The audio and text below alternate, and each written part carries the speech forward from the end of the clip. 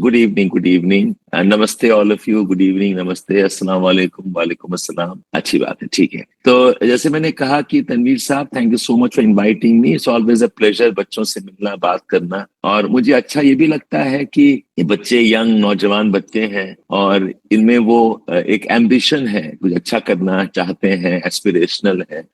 It's a very nice thing.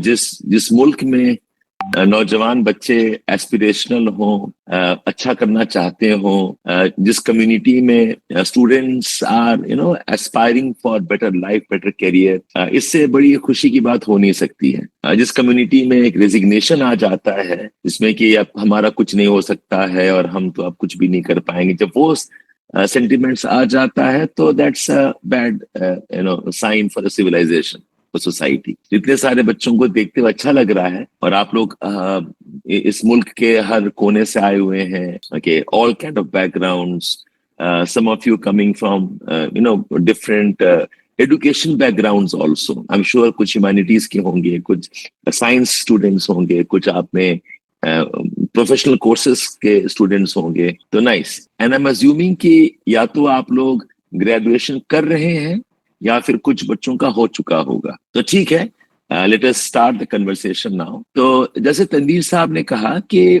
Assess एक बहुत अहम हिस्सा है। आप सोच के देखें, जीएस का जो पेपर है, अगर आपको पता है, एक एक सेक्शन मेंस में आता है जीएस। जीएस जिसमें कि 4 पेपर होते हैं और हर पेपर 250 मार्क का होता है। और बच्चे 4 पेपर 250 मार्क के लिए तकरीबन 10 से 12 महीना पढ़ते हैं। और अगर मैं इसको हिस्से में बांट दूं तो कुछ नहीं तो हर पेपर में कम से कम 3-3.5 महीना बच्चे इन्वेस्ट करते हैं, कोचिंग करते हैं। और 250 मार्क से 100 मार्क लाना बहुत बड़ी बात होती है। अगर आपने हर पेपर में, जीएस के हर पेपर में 100 मार्क रख लिया तो you are capable of qualifying among top 100। तो अगर आप एक जीएस का पेपर जिसमें कि 250 मार्क है, अगर आप उसमें 3-3.5 महीना पढ़ते हैं, और वो तो सिर्फ आपका फाउंडेशन बेसिक कोर्स होता है। बच्चे उसके बाद में टेस्ट सीरीज ज्वाइन करते हैं, बच्चे उसके बाद में ज्वाइन करते हैं, रिवीजन सेशंस ज्वाइन करते हैं। तो 3.5 महीने का फाउंडेशन कोर्स के बाद में और 2-3 महीना लगाते हैं, तब जाके बच्चों को 100 मार्क आता है। तब जाके बच्चों को, इनफैक्ट पेपर 3 एक ऐसा पेपर है जिसमें बच्चे 80 मार्क भी क्रॉस नहीं कर पाते हैं। वहीं अगर कंपेयर करें ऐसे पेपर अपने आप में 250 मार्क, एक पेपर 250 मार्क का है। और 250 मार्क के लिए बच्चे हार्डली 10-15-20 दिन देते हैं, वो भी एग्जाम के कुछ दिन पहले। और मार्क्स आते हैं 100 मार्क, 120 मार्क, 115 मार्क। कहने का मतलब ये है कि ऐसे इतना अहम पेपर है और इसमें अच्छे मार्क आ सकते हैं। लेकिन देखा गया है कि ज्यादातर बच्चे एसेस को कर देते हैं, इग्नोर कर देते हैं। अगर आप एसेस में कायदे से 1-1.5 महीना डालें तो एसे में बहुत अच्छे मार्क आने की गुंजाइश है। और यही नहीं, एसेस का मार्क ऐसा है जो आपका रैंक एक्चुअली डिसाइड करता है। जो जीएस का पेपर होता है, इसमें अमूमन जो बच्चे क्वालिफाई करते हैं, बहुत ज्यादा फर्क नहीं होता है। तो टॉपर का मार्क अगर आप देखें तो 420, 430, और जो क्वालिफाई नहीं कर पाता है, इंटरव्यू तक जाता है, उसके भी तकरीबन 400 मार्क होते हैं। पूरा जो गेम है, पूरा जो मसला है, वो ऐसे में तय हो जाता है। अगर आपने ऐसे में 130, 140 स्कोर कर दिया तो आप रैंक ले जाएंगे। और वहीं अगर ऐसे का मार्क आपका 100, 90, 80 में रह गया तो आप फंस जाएंगे। तो ये एक बहुत अहम चीज है कि one of the reasons why students don't qualify, why students struggle with the marks and ranks, ज्यादातर बच्चे एसेस में तवज्जो नहीं देते हैं। अच्छा, ये एक मसला है। दूसरा मसला है कि बच्चे एसेस प्रिपेयर कैसे करते हैं। हमें लगता है कि एसेस करंट अफेयर्स है, एसेस में हम हिस्ट्री, ज्योग्राफी लिखाएंगे, एसेस में हम वही पॉलिटी लिख लाएंगे, वही करंट अफेयर्स लिखाएंगे। ऐसा नहीं है। ऐसे का जो फ्रेमिंग है, ऐसे टॉपिक्स का जो जिस टाइप का वो लोग टॉपिक्स देते हैं, उसका जो मकसद बहुत अलग है। देखिए, ऐसे के टॉपिक्स फोर्स करते हैं कि आप सोचें, उसमें आप अपना सोच डालें, और बड़े डिफ्यूज टॉपिक्स होते हैं। हम जिसे कहते हैं एब्स्ट्रैक्ट एसेज, हम जिसे कहते हैं फिलोसॉफिकल एसेज कहते हैं। तो दो चीज जो हमें पता चलता है, नंबर वन कि एसेज बहुत अहम है। एसेज में मार्क्स लाना इतना मुश्किल नहीं है, लेकिन क्योंकि बच्चे एसेज पे तवज्जो नहीं देते हैं, ऐन वक्त तक वो लोग टालते रहते हैं, 5, 10, 15 दिन ही दे पाते हैं और एक आध ऐसे लिख लेते हैं, तो एसेज में मार्क्स इतने अच्छे आते नहीं है। एक तो वो मसला है। दूसरा मसला है कि एसेज की प्रिपरेशन कैसे की जाए। एसेज में आप रेगुलर आंसर नहीं लिख सकते हैं। जैसे अगर मैं पूछूं, जैसे जीएस के टॉपिक्स में अगर विमेन इश्यूज आ रहा है जी, तो एसेज के टॉपिक्स के जो फ्रेमिंग है, एसेज के टॉपिक का जिस टाइप का वो पूछते हैं, उसके पूछने का तरीका बहुत अलग होता है। मैं आपको डेमोन्स्ट्रेट कराऊंगा। जैसे अगर एक रेगुलर टॉपिक में पूछते हैं कि tell us about women problems and what are the solutions to women problems, वहीं ऐसे में पूछा जाएगा कि whether women emancipation has the Indian system been fair to women, although the most significant patriarchy is the most ignored of the problems in society। ऐसे topic दे देगा आपको। ऐसे टॉपिक्स में आपको रेगुलर जीएस से तो लिखेंगे आपको कुछ और भी कंटेंट चाहिए लिखने के लिए। तो एसेज का प्रिपरेशन जीएस हेल्प तो करता है, लेकिन जीएस वाले आंसर्स, जीएस यानी कि जनरल स्टडी, जो आप हिस्ट्री पढ़ेंगे, जो पॉलिटी पढ़ेंगे, उस टाइप का आंसर्स आप एसेज में लिख के मार्क्स नहीं ला पाएंगे। ये दो मसला हो गया। तीसरा मसला है कि ज्यादातर बच्चे, आप लोग हैं, इवन हम लोग भी हैं, हमारी जिस टाइप की एजुकेशन हुई है, जैसे हम पढ़े हैं कॉलेजेस में, स्कूल में, हमने ज्यादा तवज्जो लिखने वाले स्किल्स पे नहीं दिया है। हमारा बस यही मकसद था कि हम जान लें, हम रट्टा मार लें और हम मल्टीपल चॉइस क्वेश्चंस में ABCD टिक मार दें और ये कंटेंट है, 100 वर्ड में बस लिख आए, अच्छा ये 5 पॉइंट लिख दिया तो मार्क्स आ जाते हैं। ज्यादातर जो क्वेश्चंस प्रिपेयर करते हैं वही क्वेश्चंस होते हैं जो हमारे नोटबुक में होता है, जो हमें पढ़ाया गया होता है। तो उसमें पढ़ना, उसमें रिवाइज करना, उस टाइप के क्वेश्चंस में मार्क्स लाना शायद थोड़ा आसान है। लेकिन जो राइटिंग स्किल्स चाहिए, जैसे कि आप आज today is a very good morning, तो today is a very pleasant morning, इससे आप डिस्क्राइब करें। It's a very good morning, the sun is very bright, the wind is blowing very pleasantly, I can see the trees are swaying in the breeze, I can smell the fresh flowers, the road looks open, clean, the day is very inviting, the day is very inspiring. A early morning like this, it swells up our spirits, getting us ready for a very bright morning to work and to indulge in। ये जो description है कि एक अच्छा pleasant morning को आप describe करें, you will be surprised कि most of us will fail here. हम अगर कहते हैं आपको कि आप अपने बारे में 50-100 लफ्ज में अपने बारे में लिखो, हम उसमें भी फेल कर जाएंगे। हम, हालांकि मुझे पता है कि मेरा नाम शब्बीर है, मैं दिल्ली से आता हूँ, मैं पढ़ाता हूँ और मैं रहता हूँ इस जगह, यही मुझे सारा फैक्ट्स पता है। लेकिन हम कहें कि इसको अच्छे अल्फाजों में, अच्छे शब्दों में, एक पैराग्राफ में आप लिख के दिखाइए 50-60 वर्ड में, जो कि पढ़ के इंस्पायरिंग लगे, जो पढ़ के हमें कन्विंसिंग लगे कि हाँ ये तो कोई पढ़ा लिखा समझने वाला एक समझदार आदमी लिख रहा है, इसमें many of us will struggle. तो प्रॉब्लम ये नहीं है कि हमारे पास कंटेंट नहीं है, प्रॉब्लम ये नहीं है कि हमें चीज पता नहीं है, हमें पता तो है, लेकिन उसको कैसे 50 लफ्जों में, 100-150 लफ्जों में कैसे लिखना होगा कि हमें पेज नहीं भरना है, ऐसे लिखें ताकि पढ़ने वाले को लगे कि हाँ भाई ये तो एक समझदार आदमी है, हाँ ये तो एक ऐसा शख्स है जो सोच समझ वाला है, जो एक नजरिया रखता है, जिसका एक थिंकिंग है। ओके, वैसा लिख के दिखाओ।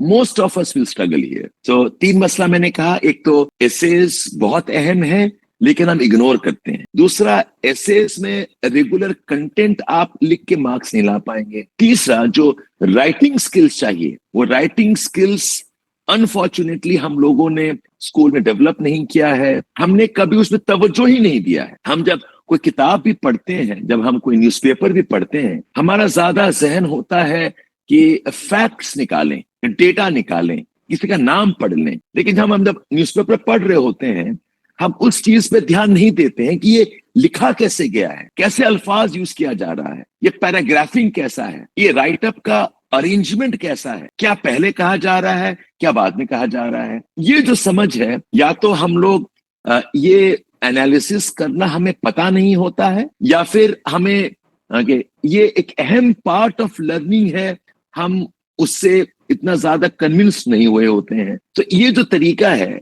पढ़ने का, ये शायद आपको प्रीलिम्स निकलवा दे, ये शायद आपको मेंस में जीएस करवा दे, लेकिन ये आपको एसएएस में मार्क्स नहीं देगा।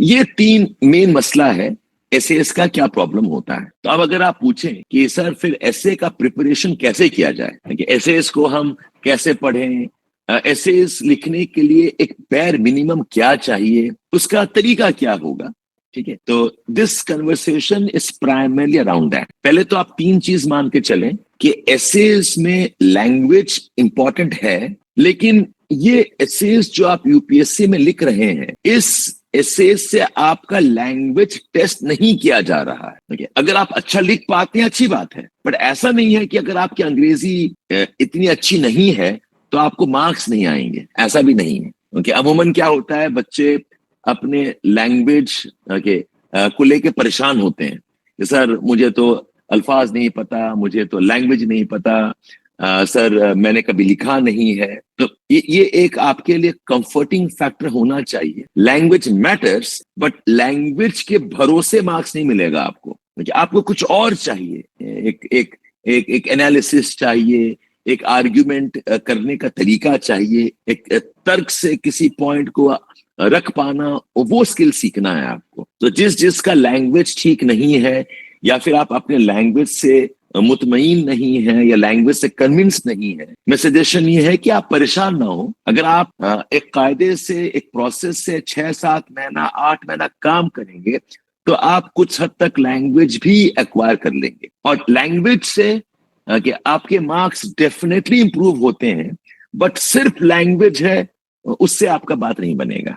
तो एक ये एक चीज ये है। दूसरा ये है कि सर हमने तो करंट अफेयर्स पढ़ा नहीं है, सर हमने तो जीएस पढ़ा नहीं है, तो क्या मैं पहले जीएस खत्म कर लूं फिर ऐसे लिखूं, सर मैं क्या क्या किताब पढ़ लूं और फिर ऐसे लिखूं। तो यहाँ पर मेरा राय ये है, यस अगर आप किताब पढ़ लेते हैं, अगर आप लोग कोई जीएस का कोर्स कर लेते हैं, अगर आपको ज्योग्राफी, हिस्ट्री, अगर पॉलिटी वगैरह अगर आप पढ़ लेते हैं, तो यस आपका कंटेंट बन जाता है। बट एसेस का ज्यादा अहम पार्ट ये है कि आप सोचना सीखें, आपको एक थिंकिंग स्किल चाहिए। तनवीर साहब, मैं स्क्रीन शेयर कर सकता हूं बच्चों के साथ में? Go ahead sir, go ahead. अच्छा ठीक है। मैं आपको एक प्रेजेंटेशन दिखाता हूं, all of you, and tell me if you can see my screen. Okay.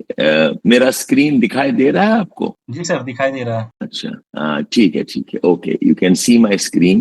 तो मैं आपको ये पीपीटी सबको दिखाई दे रहा है? जी सर, बिल्कुल दिखाई दे रहा है। अच्छा, तो मैं आपको ना फेज बाय फेज लेके जाता हूँ, एंड वी विल डिस्कस, जो भी डाउट्स होगा हम उसके बाद उठा लेंगे। Okay, so here I go now. Okay, unshare शायद हो गया। ओके, ये शेयर नहीं हुआ, ये दिख रहा है अभी आपको? एक सेकंड सर। जी, मुझे पता नहीं चल रहा है दिख रहा है कि नहीं दिख रहा है मेरा स्क्रीन। दोबारा शेयर कीजिए सर, अनशेयर करके दोबारा शेयर कीजिए। अच्छा, ये अनशेयर में स्टॉप प्रेजेंटिंग, स्टॉप, दोबारा शेयर कर। अच्छा ठीक है, ये किया मैंने। अच्छा, अब ठीक है? फाइन सर, अब दिख रहा है आपको? जी सर। अभी सबको मेरा स्लाइड दिख रहा है? बिकॉज मैं आप लोग का मैसेज देख नहीं पा रहा हूँ। बिल्कुल सर, दिख रहा है सर। ठीक है, तनवीर साहब, मैं बच्चों का रिएक्शन देख नहीं पा रहा हूँ, अगर आपको कुछ लगता है तो मुझे बताइएगा। मैं नहीं, बच्चे प्रेजेंटेशन शुरू कर रहा हूँ। हाँ, बिल्कुल देख पा रहे हैं, ठीक है, अच्छा ठीक है। तो बच्चों, ये एक छोटा प्रेजेंटेशन है कि मैंने कहा ना कि एसेज में एक्चुअली क्या चाहिए, what do you need in essay. आपको एसे में किस टाइप के एसेज लिखने होंगे, ये एक प्रेजेंटेशन है, be patient with me on this. Why do we have essays in UPSC? Because अगर देखेंगे आप ना, भाई यूपीएससी में ऑलरेडी आपके पास 4 पेपर है। यूपीएससी में already we know that they have tested your skills of polity, current affairs, सब देख चुके हैं। तो एसेज का क्या मकसद है, हम वो देखना चाह रहे हैं। तो एसेज में आपने एसे स्कूल में लिखा होगा, एसेज आप कॉलेज में लिखे होंगे, कुछ ना कुछ लिखा होगा। अब वो जो एसे स्कूल कॉलेज के हुआ करते थे, उसमें हम टेस्ट जनरली लैंग्वेज करते हैं कि भाई बच्चे का लैंग्वेज कैसा है, हम वो देखते हैं। बच्चे का नॉलेज क्या है वो देखते हैं, कि बच्चे की समझ क्या है, अंडरस्टैंडिंग ऑफ इश्यूज वो देखते हैं। ये टिपिकल स्कूल जैसा एसेज है कि स्कूल में लिखा होगा 50 वर्ड लिखो या 100 वर्ड लिखो, जो भी है। अगर आप यूपीएससी देखें, यूपीएससी में ऑलरेडी 4 सब्जेक्टिव पेपर है। एक बाकायदा 250 मार्क का ज्योग्राफी लिख रहे हो, उसमें हिस्ट्री भी है, उसमें सोशल इश्यूज भी है, एक अलग से पेपर इंटरनेशनल रिलेशंस है, इकोनॉमी है। और यूपीएससी ने 4 सब्जेक्टिव पेपर में आपसे करंट अफेयर्स पूछ लिया, आपसे कंटेंट के बारे में पूछ लिया, आपको पॉलिसी डिस्कशंस भी पूछ लिया, और आपने 4 पेपर 250 मार्क का आपने ऑलरेडी दे दिया है। इसके बाद यूपीएससी क्यों पूछ रहा है एसेस, एक अलग से क्यों कह रहा है कि भाई ये भी पेपर लिखो? So why do we have essays paper in UPSC? तो ये जानना इंपॉर्टेंट है कि यूपीएससी का एसे पेपर का कोई मकसद है। यूपीएससी एसेस से कुछ आपसे टेस्ट कर रहा है, कुछ आपके बारे में जानना चाह रहा है। अब ये क्या जानना चाह रहा है, हम बोलते हैं चलो सिलेबस देखते हैं, एसेस का सिलेबस क्या कहता है। Because syllabus, I think most of us can understand, it lays down the basic rules of what you must study. अगर आप सिलेबस देखें, ये कहता है candidates may be required to write essays on multiple topics and they will be expected to keep closely to the subject of the essay, arrange their ideas in orderly fashion and to write concisely. Credit will be given for effective and exact expression. ये 4-5 phrase में वो essays के बारे में बता रहा है कि बच्चों को बोला जाएगा कि आप ऐसे लिखें, और ऐसे ऐसा लिखें कि टॉपिक के साथ रहें, keep closely to the topic, ये इंस्ट्रक्शन है। राइट इन ऑर्डरली फैशन, यानी कि अरेंज करके लिखो। राइट कंसाइजली, मतलब ब्रीफ लिखो, ज्यादा फैलाओ मत, और सही एक्सप्रेशन यूज करो। कहीं पे ये नहीं लिखा गया है कि आपके लैंग्वेज बहुत अच्छा होना चाहिए, ये जस्ट कह रहा है कि इफेक्टिव लिखो, मतलब जो कहना चाह रहे हो वो लिख डालो। तो हम एसेस के अगर सिलेबस में देखेंगे, यही 4-5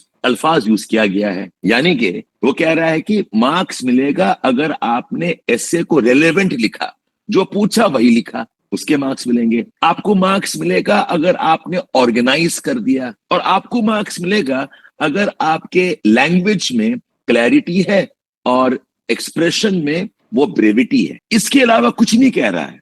वे क्या पढ़ें, किससे पूछेगा, किस सेक्शन में हम तवज्जो दें, किस टाइप की किताबें पढ़ें। कि एसेस का सिलेबस कंप्लीटली वेग है, हमें कोई आइडिया नहीं है क्या पूछने वाला है। बस कह दिया भाई हम जो पूछेंगे आप उस टॉपिक के साथ लिखे, हम जो पूछेंगे आप सही तरीके से अरेंज करके कायदे से लिखें, दैट्स ऑल। तो एसेस के सिलेबस से हम कुछ जान नहीं पाते हैं। तो दूसरा तरीका है कि चलो हम देखते हैं कि ऐसे के कैसे टॉपिक्स पूछे जा रहे हैं, ऐसे का क्या मकसद है, ऐसे से हम कैसे मार्क्स ला सकते हैं। Let us study the previous years topics, let us study the previous years questions. अब आप रियलाइज करेंगे कि अगर प्रीवियस ईयर्स के टॉपिक्स आप पढ़ रहे हैं, जो टॉपिक्स 2013 और उसके पहले के टॉपिक्स थे, ये बहुत अलग हैं जो कि अब पूछे जा रहे हैं 2013-14 ऑनवर्ड्स। बहुत फर्क है। जिस टाइप का फ्रेमिंग है, जिस टाइप का फोकस है, इसमें बहुत अब अंतर आ चुका है। अगर आप 2013 और उसके पहले का अगर आप टॉपिक्स देखें, आप लोग सब स्क्रीन अगर देख पा रहे हैं, ये जो ग्रीन मैंने शेड किया है, आप टॉपिक्स आप देखें। Tourism, can this be the next big thing, पूछा टूरिज्म के बारे में। GDP and जीडीएच, would this be the right indices for judging well-being of a country? Science and technology, is it the panacea for growth? Panacea मतलब होता है solution। क्या science and technology किसी मुल्क का ग्रोथ का बेसिस बन सकता है? किसी मुल्क का सारा सोल्यूशन जो है, क्या साइंस एंड टेक्नोलॉजी एड्रेस कर सकता है? Right essay on public-private partnership and whether it is a boon or a bane. Okay, यहाँ देखिए, managing work from home, is the Indian woman getting a fair deal? तो अगर आप topic देखेंगे, बड़ा क्लियर टॉपिक है। इकोनॉमी में पूछ रहा है, आपको विमेन इश्यूज में पूछ रहा है, आपको ग्रोथ के बारे में पूछ रहा है, आपको साइंस एंड टेक्नोलॉजी के बाद में पूछ रहा है। आप नीचे देखिए 2008 में स्पेशल इकोनॉमिक जोन्स पूछा है, रोल ऑफ मीडिया पूछा है 2008 में, ग्लोबलाइजेशन के बारे में पूछा है, फोकस ऑन हेल्थ केयर। ये जो टॉपिक्स हैं, globalization, economy, science technology, health care, handicrafts के बारे में पूछ रहा है। तो ये कहीं ना कहीं आपका जीएस से काफी मिलता है। अगर जीएस आपने पढ़ा हुआ है, इकोनॉमी पढ़ा है, साइंस एंड टेक्नोलॉजी पढ़ा हुआ है, तो आप ऐसे टॉपिक लिख सकते हैं। ये 2013 के पहले वाले टॉपिक्स हैं। और अब देखिए, अब जो टॉपिक पूछ रहा है, मैं पिछले 2-3 साल का टॉपिक लिस्टिंग कर रहा हूं। अब टॉपिक देखिए कैसा पूछा है। पूछा है, forest precede civilization, deserts follow them. The empires of the future will be empires of the mind. There is no path to happiness. Happiness is the path. ये बड़ा इंटरेस्टिंग है। The doubter is the true man of science. एक और आप खतरनाक वाला topic देखें। Okay, it says ये देखिए, mathematics is the music of reason. कम वक्त क्या पूछ रहा है वो भी समझ में नहीं आता कभी कभी, ये जानना क्या चाह रहा है। Okay, it says visionary decision making happens at the intersection of intuition and logic. Okay, the cost of being wrong is less than the cost of doing nothing. आप देखेंगे, एक तो टॉपिक समझ में नहीं आ रहा, और अगर टॉपिक समझ में भी आ रहा है तो कम वक्त लिखे कैसे हम 1000 शब्दों में, 1000 अल्फाज में हम लिखे कैसे इसको। हम चलो एक पैराग्राफ लिख लेंगे, 50 अल्फाज में लिख लेंगे, 100 अल्फाज में लिख लेंगे। तो ये मुझे कहा जा रहा है कि ऐसे टॉपिक में आप 10, 12, 15 पेज लिखिए। क्या लिखे इसमें? बच्चों, आपको ये समझ में आ रहा है मैं जो डिस्कस कर रहा हूँ? Can you give me some go ahead in terms of whether you understanding or not? Yes, sir. They are giving thumbs up. तो आई होप आप सबको ये समझ में आया है कि एसेज का जो पर्पस है, जो मकसद है, वो बहुत अलग है कंपेयर टू हमें जो लगता है एसेज के बारे में। तो आप मुझे बताएंगे, अगर आप लोग कोई चैट वैट कर रहे हैं, कि आपको क्या लगता है कि यूपीएससी ने ऐसे टॉपिक्स क्यों रखा है? 2013 के बाद में आपको क्या लगता है कि ये जो चेंज हुआ है टॉपिक्स पूछने का तरीका, इसमें क्या वजह रहा होगा और यूपीएससी करना क्या चाह रहा है? What is UPSC trying to do? Can you write few sentence on your chat please? कोई एक स्टूडेंट सर से सवाल पूछिए। मैंने अनम्यूट किया आपको, सर का जवाब दीजिए। कोई भी student. Sir, Assalamu alaikum. According to me, it is for testing our character and our nature, because this is because these skills are also involved in this kind of job. Yes, and yes. due to increasing, sir, because after 2030 there has been an increase in the not in like sir, economics and all can be managed by everyone, but how to Yes, manage yes. it efficiently with natural skills Yes. and by philosophically किस You are nature right. से रख सकते हैं। हाँ, sir ये सही बोल से रहे हैं आप चाहता है लोग। कि हम रटे रटाए नॉलेज को ना लिखकर अपनी हाँ। क्रिटिकल थिंकिंग को शो करें। करेक्ट। अपनी थिंकिंग अपडेट करने के लिए to evaluate our critical thinking They are and judging our our philosophical character. view of We do the this vision, how we can see the things. Yes. Yes. So I think I have got the answer more or less. Essays का purpose is not testing your knowledge. Essays का purpose is not testing कि आपका current affairs पकड़ है या नहीं है। और किसी ने कहा था आप में से कि they are testing character. मैं कहूँगा नहीं, character तो नहीं, because character एक बड़ा अलग इशू हो जाता है। They are testing your critical thinking skills. किसी ने ये अल्फाज यूज किया था कि ये आप लोग का सोच जानना चाह रहे हैं। आप क्या जानते हैं उससे मतलब नहीं है, आप कैसे सोचते हैं उससे मतलब है। और आपका सोच क्या है जानने के लिए आपको ऐसा टॉपिक दिया जा रहा है जो आप प्रिपेयर कर नहीं सकते हैं। 15 मिनट बाद ओके, अगर आपको मैं बोलूं कि नहीं, मैं आपको टॉपिक पूछूं अभी विमेन प्रोफेसर इश्यूज का सेशन में, चल रहा है, आप आ जाए ना, थोड़ा सा ही कर दीजिए। हाँ मैं कुछ कह रहे थे तनवीर साहब, मैं नहीं sir, sorry. Sir carry on, अभी सबीर सर का सेशन चल रहा अच्छा है। अच्छा सर, तो तो टॉपिक जो क्वेश्चंस टॉपिक्स पूछे जा रहे हैं वो ऐसे टॉपिक्स हैं कि आप उसको पढ़ के नहीं आ सकते कि मैंने साइंस पढ़ लिया, मैंने पॉलिटी पढ़ लिया, इकोनॉमी पढ़ लिया, रटा रटाया लिख के आगे नहीं। आपको जानबूझ के ऐसा टॉपिक दिया जा रहा है कि आप प्रिपेयर नहीं करो, चलो अब बताओ क्या सोचते हो। एक तो उस लेवल की जहन होनी चाहिए हमारी, उस टाइप की हमारी एक्सपोजर होना चाहिए कि हम उतने डेप्थ में जाके सोचें। और उसके बाद हम कैसे लिखते हैं, हम कैसे अपने आप को इजहार करते हैं अल्फाजों के जरिए। इसका मतलब ये है कि एसेस का preparation can be done without the GS also. मैं तो बच्चों को कहता हूं कि अगर आपको सही माने में प्रिपरेशन करना है, आप लोग एसे से शुरू करिए कि अगर आपने 2-3-4 महीना एसेस पे डाल दिया तो आपका जीएस पढ़ना का तरीका भी चेंज हो जाएगा। आपको वो सारे स्किल्स आपको समझ में आ जाएंगे कि अरे पढ़ा कैसे जाता है, लिखा कैसे जाता है, कैसे हम इसको अल्फाजों में लिखें, कैसे इसको बयां करें, कैसे हम कोई आर्ग्यूमेंट को ऑर्गेनाइज करें। और अगर वो स्किल आ गया तो आप बाकी स्किल्स उठा सकते हैं। तो एसेज राइटिंग का जो मकसद है, एसेज राइटिंग का जो पूरा डिजाइन है, यूपीएससी ने पूरा चेंज कर दिया। और यही नहीं, अब यूपीएससी कहता है कि 2 ऐसे लिख के दिखाओ। यानी कि चलो भाई, एक ऐसे आपको दिया और आपने लिख दिया, बिकॉज शायद किस्मत अच्छी थी, एक पढ़ा हुआ फेमिलियर ऐसे में लिख दिया। लेकिन आपको बोलेंगे 2 ऐसे में लिखो, तो 2 ऐसे में अगर वाकई में आपकी सोच उस लेवल की नहीं है तो आप 2 ऐसेज में आप कंसिस्टेंट हो नहीं सकते। जैसे आपको सेम सवाल 2 तरीके से पूछ रहा हूं, अगर आप कंसिस्टेंट नहीं है तो आपका आंसर फर्क हो जाएगा। तो you are very right, they are testing not a character but they're testing your personality traits, your problem solving traits.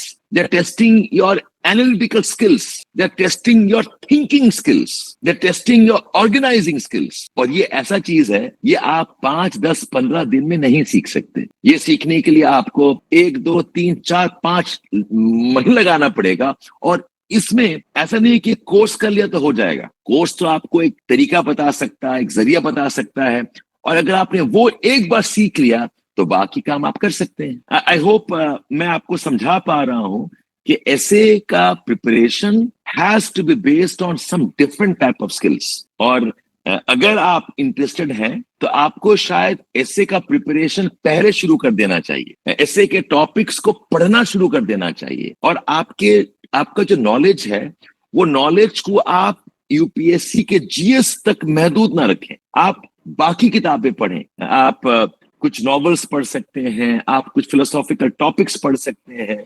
Topics भी कैसे आपको पूछा जा रहा है कि भाई आपके नजरिए में जिंदगी का क्या मकसद है, आपके सोच में खुशी का क्या मायने है। आप बताइए कि हमें कैसे पेशेंटली विथ करेज हमारा अपना लाइफ गुजारना चाहिए। इस टाइप के टॉपिक्स तो सोच से बनता है, ना कि आप रेगुलर इकोनॉमी पॉलिटी पढ़ के लिख दें। तो इसका मैं कहूंगा प्रिपरेशन का 3 तरीका है। एक तो मैं चाहूंगा आप आज के आज बैठिए और पिछले 5-6 साल के टॉपिक्स देखिए, टॉपिक्स को बाकायदा स्टडी करिए कि अच्छा ऐसे टॉपिक पूछा है, अच्छा ऐसे सवाल पूछा जा रहा है, अच्छा इस टाइप के थीम से पूछा जा रहा है। अगर आप देखेंगे ना, पूरा एसे का जो टॉपिक्स हैं वो 4 तरह के थीम्स में आप इसको बांट सकते हैं। There topics on motivation, there topics on introspection, there topics around reforms, कि आप क्रिटिकल हैं सोसाइटी के कुछ ट्रेडिशन से, आप डिसएग्री करते हैं सोसाइटी के कुछ प्रैक्टिसेस से और आप उसको रिफॉर्म करना चाह रहे हैं। And there topics around courage, motivation, courage, introspection, reforms. तो आप यही काम करिए, टॉपिक पढ़ो और बताओ कि अच्छा ये टॉपिक ना करेज के बारे में है, ये टॉपिक मोटिवेशन के बारे में है, ये टॉपिक हैप्पीनेस के बारे में है, ये टॉपिक कंटेनमेंट पीस के बारे में है, ये टॉपिक हार्मनी के बारे में है। आप यही काम करिए। इससे क्या होगा, आप एसेस से आप हो जाएंगे फेमिलियर। सेकंड स्टेप ये करें कि क्या आप ऐसे को, टॉपिक को पढ़कर आप उस टॉपिक को अपने अल्फाजों में लिख पा रहे हैं कि नहीं, बस 2 सेंटेंस। और क्या वो सेंटेंस वाकई में वही टॉपिक का मकसद दिखा पा रहा है या आपने चेंज कर दिया। यानी कि एक टॉपिक उठाओ, उस टॉपिक को दोबारा लिखो, अपने अल्फाजों में लिखो, और ऐसे लिखो कि पढ़ने वाला बोलेगा अच्छा ये दोनों सेंटेंस का मीनिंग एक ही है। इसको हम इंग्लिश में बोलते हैं पैराफ्रेजिंग बोलते हैं। पैराफ्रेजिंग मतलब कोई भी सेंटेंस को दोबारा एक और सेंटेंस में लिखना ताकि उस सेंटेंस का मीनिंग चेंज ना हो। आप करके देखो और आपको समझ में आएगा कि अगर आप पैराफ्रेज कर नहीं पा रहे हैं मतलब आपको टॉपिक समझ में नहीं आ रहा, या फिर आपके पास उस रेंज का वोकैबुलरी नहीं है। ये एक काम करें। और तीसरा काम ये करें, क्या कोई टॉपिक उठाकर आप 4 या 5 डायमेंशन सोच सकते हैं कि नहीं। ऐसे मैं बोलूंगा कि शबनम खान आप अपने बारे में कुछ बताइए, तो आप क्या करेंगी, आप ऐसे मैं अपने बारे में बताऊं तो मैं अपने बारे में 4 डायमेंशन बताऊंगी। मैं बताऊंगी मैं कहाँ से आई हूं, मैं बताऊंगी कि मेरी पढ़ाई क्या हुई है, मैं बताऊंगी कि मेरे सपने और मेरे लाइफ में इरादे क्या हैं, और मैं बताऊंगी मेरे फेलियर्स, मेरे सक्सेस, मेरे खामियां, मेरे स्ट्रेंथ क्या है। तो आपने क्या किया, अपने बारे में आपने 4 डायमेंशंस को डिवाइड कर दिया। अगर मैं पूछूं इशरा फातिमा से, इशरा फातिमा चलो हिंदुस्तान के बारे में कुछ बताओ, तो आप क्या करोगे, आप हिंदुस्तान के बारे में बताने के लिए आप 4 डायमेंशन तोड़ दोगे कि मैं हिंदुस्तान के हिस्ट्री के बारे में बताऊंगी, मैं हिंदुस्तान के इकोनॉमी के बारे में बताऊंगी, मैं हिंदुस्तान के टेक्नोलॉजी डेवलपमेंट के बारे में बताऊंगी, और मैं हिंदुस्तान के जो प्रॉब्लम्स चैलेंजेस उसके बारे में बताऊंगी। तो history, development, technology and problems, ये आपके 4 डायमेंशंस हो गए। अगर मैं आकिब अंसारी को पूछूं कि आकिब अंसारी कि आप ये बताइए कि आपको एनवायरनमेंट के बारे में क्या बोलना है, तो मैं उसको फिर 4 हिस्सों में उसको मैं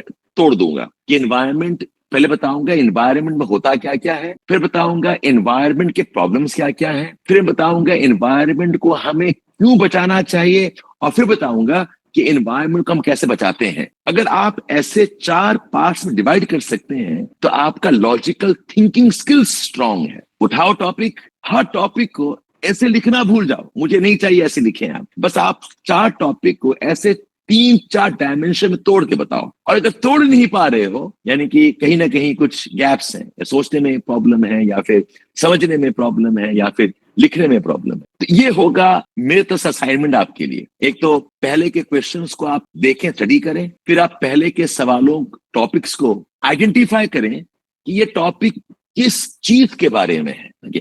थर्ड, मैंने कहा पैराफ्रेज करो, उठाओ टॉपिक, उसको अपने अल्फाजों में लिखो, बस 1 सेंटेंस, तो 2 सेंटेंस लिखो। और चौथा काम मैंने बताया कि हर टॉपिक का 2-3, 3 नहीं तो 2 डायमेंशन दे दो, अगर 4 है तो 3 डायमेंशन दे दो। अगर डायमेंशन बना पा रहे हो जो अच्छे डायमेंशन है, मतलब आपका सोच सही है, और ये नहीं कर पा रहे हो मतलब आपको कुछ ना कुछ इसके लिए करना पड़ेगा। बच्चों, क्या मैं आपको समझा पा रहा हूं? मैं जो मैंने, बिल्कुल सर। आई होप आप समझ पा रहे हैं कि तो एसेस का प्रिपरेशन एक बहुत अलग तरीका है, और इसके लिए आप इंतजार ना करें कि मैं पहले कोचिंग कर लूं जीएस की, कि मैं ग्रेजुएशन खत्म, बिकॉज एसेस अल्टीमेटली एक टाइप का आपके पर्सनालिटी को परखा जा रहा है। आप कैसे इंसान हैं, आपका सोच कैसा है, क्या आप ऑर्गेनाइज हैं या नहीं, क्या आप प्रॉब्लम सॉल्विंग आपका अप्रोच है या नहीं, वो आपको परखा जा रहा है। तो ऐसे सिचुएशन में एसेस का preparation is about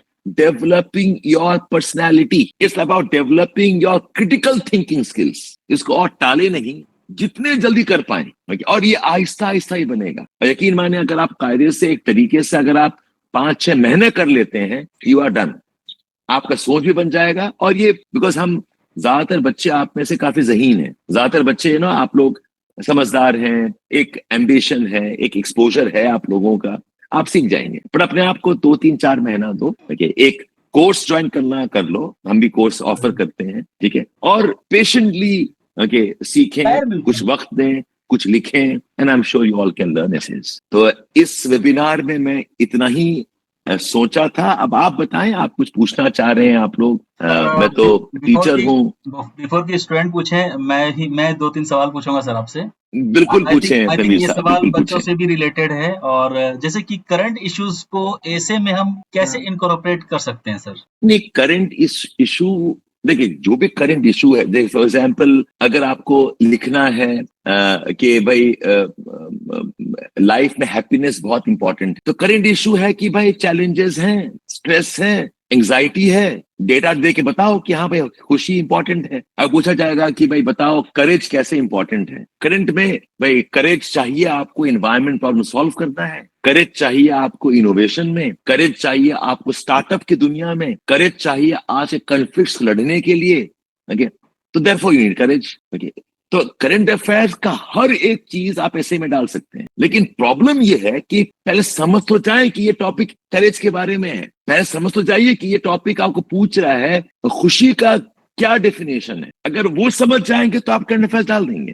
correct sir, correct. लेकिन करंट अफेयर्स मैं पढ़ता चला जा रहा हूं, लेकिन कमबख्त टॉपिक ही समझ में नहीं आ रहा है, तो मैं क्या लिखूंगा करंट अफेयर्स? सही है, बिल्कुल। तो करंट अफेयर्स डालना सबसे आसान काम है, लेकिन पहले आप समझ तो लें कि भाई अच्छा इस टॉपिक में ये करंट अफेयर्स काम आने वाला है, इस टॉपिक में ये वाला एग्जाम्पल काम आने वाला है, तो आप लिख लेंगे। बिल्कुल सर।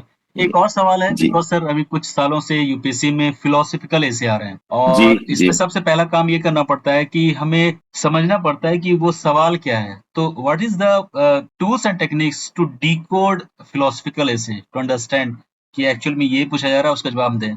डिकोडिंग कैसे करेंगे सर उसकी? देखिए इसका 2-3 तरीका है। एक तो आपको किसी ट्रेन्ड मेंटोर या ट्रेन्ड टीचर के साथ में 15, 20, 30 टॉपिक डिस्कस करना पड़ेगा। कि भाई आप बैठे मेरे साथ में डिस्कस करते, चलो बताओ ये टॉपिक किसके बारे में, ये किसके बारे में है। ये एक तरीका है। दूसरा ये है कि थोड़ा बहुत आपको फिलॉसफी जानना पड़ेगा। अगर आपको पता ही नहीं है, ये फिलॉसफी है कॉल्ड एज स्टोइसिज्म, एक फिलॉसफी है कॉल्ड एब्सर्डिज्म, एक फिलॉसफी है कॉल्ड एग्जिस्टेंशियलिज्म, एक फिलॉसफी अराउंड भगवद गीता का है, एक philosophy which is about conservatism. अगर ये नहीं पता है तो आप टॉपिक को लिंक नहीं कर पाएंगे। तो एक तो आपको डिस्कशन करना पड़ेगा, एक टीम के साथ हो, कोई मेंटोर के साथ, टीचर के साथ में, कि ये टॉपिक क्या है। उसके बाद में आपको थोड़ा बहुत ये पढ़ना पड़ेगा। अनफॉर्चुनेटली कोई भी क्लासेस, कोई भी कोचिंग इंस्टीट्यूट या कोई भी किताब आपको फिलोसॉफीज का जिस्ट आपको नहीं बताते हैं। तो यही 2 तरीका है समझने का कि टॉपिक का डिमांड क्या है। तो यही तो कह रहे हैं कि ऐसे टॉपिक आप जीएस पढ़ के नहीं कर सकते। ये तनवीर साहब।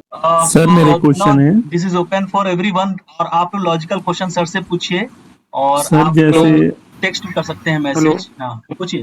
Hello sir, good sir evening जैसे सर। हाँ। Sir, Good my evening, question madam. is, sir, how can we balance philosophical depth with the real world relevance in abstract essay topics like wisdom lies in the knowing what we overlook, like this topic, sir? How we can balance? क्या नाम है आपका? मैं sorry. Danish Kazi, sir. Danish. Danish, पहले ये बताइए कि आप के पास क्या क्या पॉइंट्स हैं, फिर हम बताएंगे कि आप बैलेंस करेंगे कैसे। Sir, for example, if I want देखिए to फॉर एग्जाम्पल write, मैं क्या पूछना okay, चाह रहा हूँ आपको। जैसे कोई बच्चा मेरे पास आता है कि सर मैं अच्छा बच्चा कैसे बनूंगा, अगर ऐसा कोई सवाल पूछे, मैं क्या बोलूंगा कि पहले बताओ कि तुम करना क्या चाहते हो। अगर मुझे पता है तुम क्या करना चाह रहे हो, तब बताऊंगा कि भाई ये ना करो ये बुरी बात है, ये करो ये अच्छी बात है। आपने सवाल पूछा ना कि बैलेंस कैसे करें, मतलब आपके पास 2 राय तो होना चाहिए पहले, राइट, कि सर ये 2 राय मेरे पास है, अब बताइए इसको करूं कैसे बैलेंस। अगर आपके पास वो राय ही नहीं है तो मैं कैसे बताऊंगा आप क्या कैसे करेंगे बैलेंस। yes, sir. तो जब टॉपिक कह रहे हैं तो मुझे बताइए पहले कि सर ये मेरे पास 3-4 पॉइंट है, अब बताइए कैसे करूं बैलेंस, तब मैं कैन आंसर योर क्वेश्चन। बताओ क्या Sir, as कहना चाह a रहे हैं। philosophy student, sir, generally when I write the essay, I go deep into the philosophical thing, okay, and I अच्छी बात है, generally good. ignore the, yes, sir, peripheral knowledge. So Ignore how the can what? I balance, sir? Yes, sir. Ignore the what? Ignore, sir, like contemporary thing, GS related things, like not write up to that? तो इसका तरीका यही है, आप ऐसे दिखा के किसी को चेक करवाइए और वो बता देगा कि ये मिस हो रहा है, इसको ऐड कर दो। अगर ऐसे आपने 4-5 ऐसे लिख दिया और आपको किसी ने दिखा दिया कि यहाँ मिस हो रहा है तो आप सीख जाएंगे। फॉर्मूला तो नहीं है इसमें कुछ ऐसे। आपको प्रॉब्लम पता है तो आपका तो आधा प्रॉब्लम ही सॉल्व हो गया कि सर मैं लिखने बैठता हूँ तो भूल जाता हूँ कंटेम्प्रेरी, तो लिख के दिखाओ, हम बता देंगे। एक काम करो, यहाँ पर डाल दो contemporary example. I don't know ये प्रॉब्लम क्यों है। ओके सर, ठीक है sir, I Can you work fix on for this. any hello SC? Sir, good evening sir. Hello sir. Good evening, good evening. जी बताइए।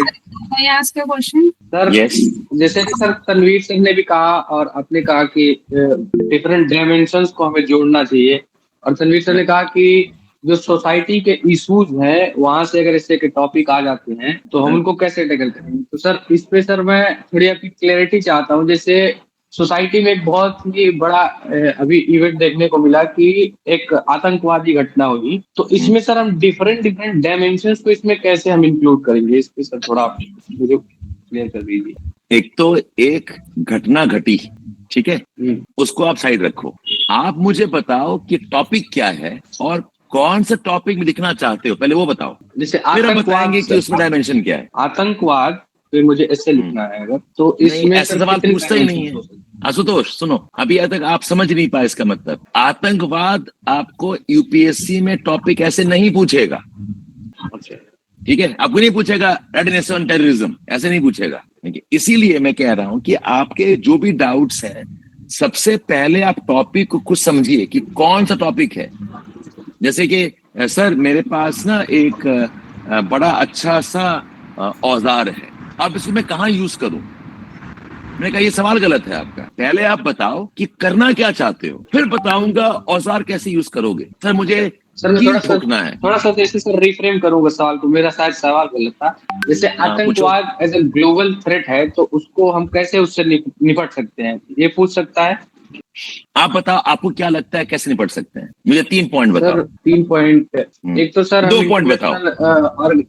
इंटरनेशनल ऑर्गेनाइजेशन सेटअप कर सकते हैं इसके अगेंस्ट में, एक पॉइंट और जो एक पॉइंट बताइए। और दूसरा पॉइंट ये हो सकता है कि हम इंटेलिजेंस शेयर करें अपने अपने। हो गया आपका पॉइंट। आपने पूछा मैं कैसे लिखूं, आपने खुद आंसर बता दिया मुझे। Sir, any resources for SC? Sir अस्सलाम वालेकुम सर, माय क्वेश्चन वालेकुम इज जैसे सर जो अभी रिसेंट में इंसिडेंट हुए सर, उससे रिलेटेड जैसे अगर ऐसे आ जाता है कि those in power enjoy the fame and those innocents reap the poisonous fruit, तो सर इसमें हम एग्जांपल्स ये जो अभी इंसिडेंट हुआ सर पहलगाम वाला और ये बिल्कुल बहुत सही बोला आपने, यूज तो करिए सर इसको। सर ये इंक्लूड कर सकते हैं, मतलब इसके डिफरेंट डायमेंशन से सोच कर सर डिबेट करके सर इसको, मतलब बेसिकली सर ये हेडिंग अगर आ गई कि those in power enjoy the fame and those innocent suffer and reap the poisonous fruits, तो सर इस पे आर्टिकल बहुत अच्छा मेरे ख्याल से लिखा जा सकता है। सर मैंने सोचा था लिखने को, बट सर टाइम अवेलेबिलिटी के वजह से I could not access it. नहीं, यू आर राइट, आप लिख सकते हैं। ये टॉपिक इंटरनल सिक्योरिटी में भी आता है। सर मेरा एक क्वेश्चन है सर आप जो डिस्कस कर सर थोड़ा पहले सब डिस्कस कर रहे थे स्ट्रक्चर के बारे में इससे के, तो उसमें 4 फ्रेमवर्क्स में बताया सर आपने, प्रॉब्लम के ऊपर लिखने के लिए, सॉल्यूशन के ऊपर लिखने के लिए। लेकिन सर ये अप्रोच फॉलो कर सकते हैं क्या कि हम प्रॉब्लम्स में सारे जीएस के डायमेंशंस हैं, जितने भी जीएस के डायमेंशन हैं सब में प्रॉब्लम सॉल्यूशन, जैसे इन्वायरमेंटल प्रॉब्लम लिखे, इन्वायरमेंटल सॉल्यूशन लिख दिया, फिर उसके बाद हम political problem, political solution, economic problem, economical solution, ऐसे करके प्रॉब्लम सॉल्यूशन एक साथ। टॉपिक है happiness, there is no way to happiness, happiness is the way. इसमें क्या पॉलिटिकल लिखेंगे, क्या सोल्यूशन लिखेंगे, बताइए। सर बेसिकली मेरा क्वेश्चन ये था कि प्रॉब्लम सॉल्यूशन वाले फॉर्मेट में आगे बढ़ सकते हैं क्या, एक तरह का पूछ रहा हूँ आपको, मैंने आपको टॉपिक दिया, टॉपिक है there is no way to happiness, happiness is the way, ये टॉपिक पूछा गया है। इसमें प्रॉब्लम सोल्यूशन क्या लिखेंगे आप बताइए ना, क्या जहन में आप। सर मैं दूसरा एग्जांपल ले सकता हूँ, जैसे एक क्वेश्चन था there are better practices to the best practices, जैसे आया था, तो इसमें जैसे हम लोग इसमें तो हम लोग अलग डायमेंशन पे ओपन कर सकते थे हिस्से को, ये अटेम्प्ट किया था मैंने। अगर आपको टॉपिक में दिख गया कि हाँ प्रॉब्लम सोल्यूशन लिख सकते हैं तो लिखो, बट प्रॉब्लम सोल्यूशन का फॉर्मूला लेके मत जाओ, हर टॉपिक में प्रॉब्लम सोल्यूशन नहीं आएगा। एक मिनट बेटा, सुलेमान सवाल है सर, मेरा एक क्वेश्चन है। Sir, how to draw a better conclusion and comprehensively in the end lines, because we have already wrote so many things in the मतलब main context part कि economical लिख दिया, जो भी मतलब dimension according to the subject आते हैं, but we cannot repeat things. हमें concisely बहुत 4-5 lines या फिर 5-7 lines में लिखना होता होगा end में. तो how we can draw a better conclusion and what are the key points and approach we should follow while framing the essay? देखिए कंक्लूजन में ना, कंक्लूजन क्या होता है? कंक्लूजन होता है किसी भी राइटअप में आप एंड में क्या बोलेंगे. आप एंड में क्या बोलेंगे डिपेंड करता है आपने ऐसे में क्या लिखा है. राइट. अगर मुझे पता ही नहीं है कि आपने ऐसे में क्या लिखा है, अगर ऐसे में लिखा है प्रॉब्लम क्या है, तो कंक्लूजन करो सोल्यूशन क्या है. अगर ऐसे में लिखा है जिंदगी में बहुत गम है, तो कंक्लूजन करो कि खुशी भी हो सकता है. अगर ऐसे में है कि दुनिया में बहुत खुशी है, तो कंक्लूजन होगा कि गम के लिए भी प्रिपेयर रहो. तो आप सबको हम एक ही समझाने की कोशिश कर रहे हैं कि ऐसे राइटिंग को आप लोग प्लीज कोई फॉर्मूला में मत डालें.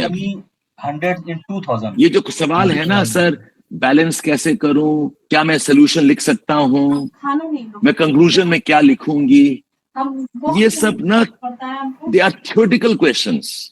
आपका प्रॉब्लम होना चाहिए सर ये टॉपिक है, ये टॉपिक को समझूं कैसे, ये टॉपिक का डायमेंशंस कैसे खोलूं. सर इस टॉपिक में कौन सा आर्ग्यूमेंट ज्यादा इंपॉर्टेंट होंगे, आपको वो पूछना चाहिए मुझे. सर मेरा क्वेश्चन है,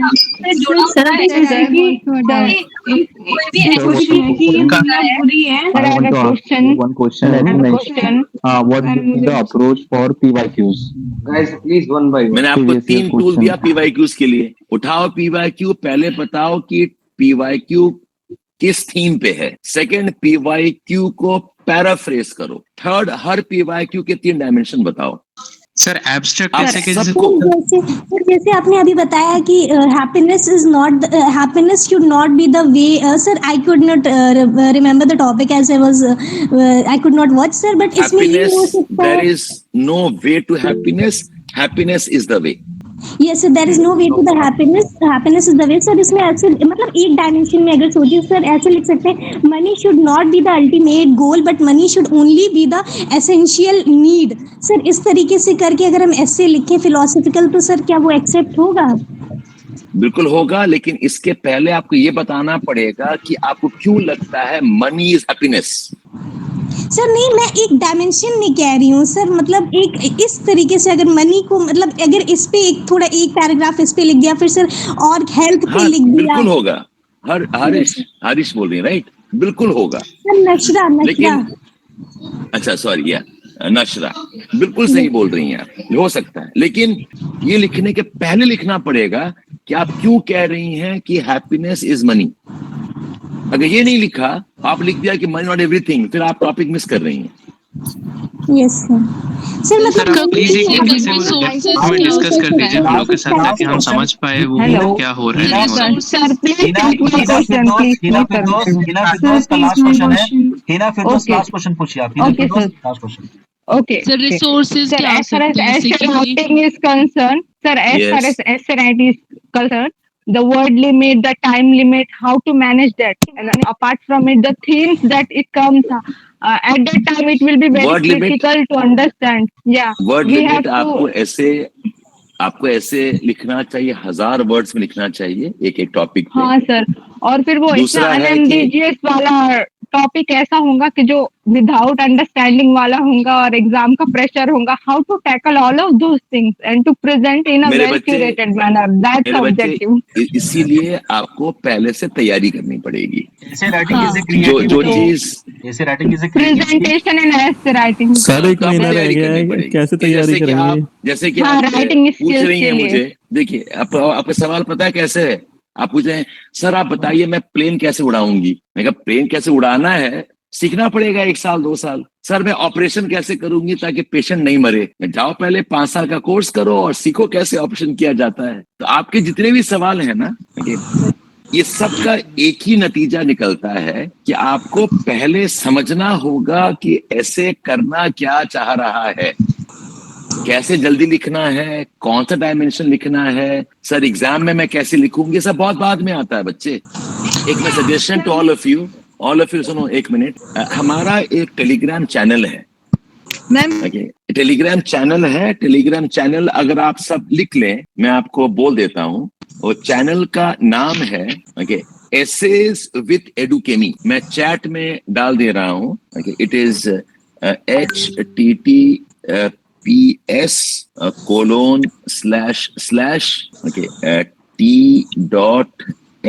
टेलीग्राम चैनल है ये, /essays with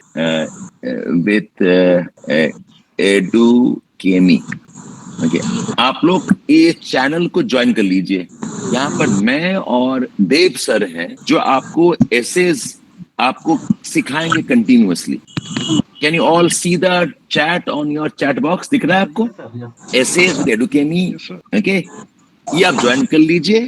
ओके, और अगर आप कन्विंस्ड हैं कि आप सीखना चाहते हैं तो काफी कुछ इसमें सीख सकते हैं। आपको जो पूछना पूछिए, और ये भी जान लीजिए कि हाँ बोलिए। रिसोर्सेज क्या फॉलो? एक टॉपिक है सर, जैसे एक टॉपिक है कि ये दुनिया बुरे लोगों की वजह से बुरी नहीं है, अच्छे लोगों के चुप रहने से बुरी है।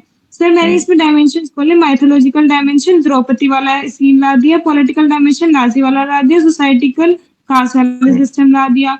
तो सर ठीक है, सही है, डायमेंशन कोई गड़बड़ नहीं है, लेकिन चैलेंज होगा कि डायमेंशन में मुझे एक पेज लिख के तो दिखाओ। सर मुझे पार्टी जाना है, मैंने डिसाइड किया कोट पहनूंगा, एक सूट पहनूंगा, टाई लगा लूंगा, ठीक है, बढ़िया है। अब चैलेंज है कि कोट बना कैसे है, टाई का रंग कैसा है, आपको पहनना आता है कि नहीं। तो डायमेंशन कह रही है, एकदम सही डायमेंशन बोल रही है। अब आप लिख के दिखाइए उसको एक पेज में। तो explain it to you. Sir मैंने सबको म्यूट कर दिया है और काफी अच्छा ठीक है, आपका हाँ अब वक्त हो रहा है। हाँ, तो बच्चों सुनो, आई एम एक्साइटेड। सर ने टेलीग्राम चैनल, हाँ टेलीग्राम चैनल सर ने दिया है, it is very complimentary for you, और सर ने अपनी एक्सटेंडेड मतलब कीमती वक्त यहाँ दिया आपके लिए, और आप इस टेलीग्राम चैनल को जरूर ज्वाइन कीजिए।